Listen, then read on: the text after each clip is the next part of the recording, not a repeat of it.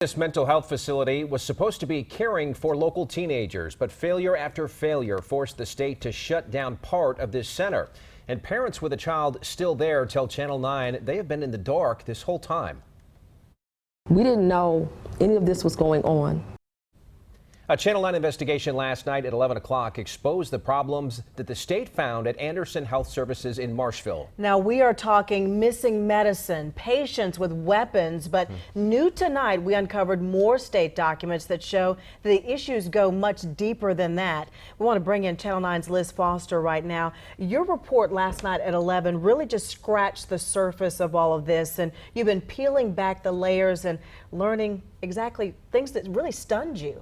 Absolutely. And a Channel 9 investigation last night at 11 exposed the problems found in Marshville. We're talking about some serious problems within the state that has prompted this investigation. And now a family is reaching out to Channel 9 about their daughter still there.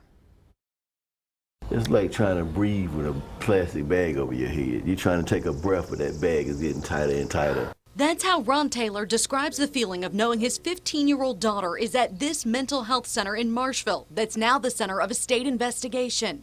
Nobody's told us anything. We've asked, what are the violations? This family didn't know about the shocking violations until seeing my 9 investigation. I found out 2 residential treatment cottages at Anderson Health Services have been ordered to shut down by the state after, quote, imminent dangers to the teens ages 13 through 17 staying here for mental health care.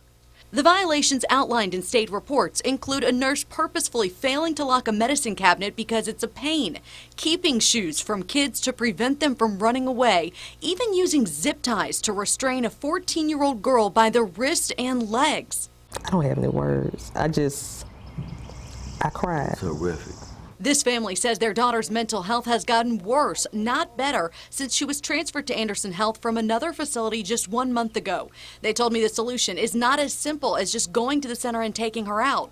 That would break her much-needed treatment plan. Plus, they don't have the resources she needs at home and both work full-time when the teen needs full-time care. We don't want this cycle to start all over again. We're trying to end the cycle so that she can move on with her life.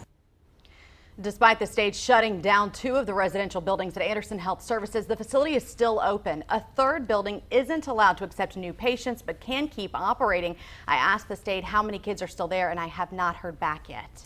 All right, so we know it's coming up at 6 o'clock. You're going to talk more about the disturbing allegation of tying up hands with zip ties. I mean, those hurt. That's a big deal. But how big of a violation is that actually to do that? That's considered serious abuse, and it's classified under the worst violation under the state and federal laws. The state actually did fine the facility $3,000 for that incident. And I talked to an expert about what those licensed professionals should have done, and I'll get more into that at 6 o'clock. All right, Liz, thanks very much.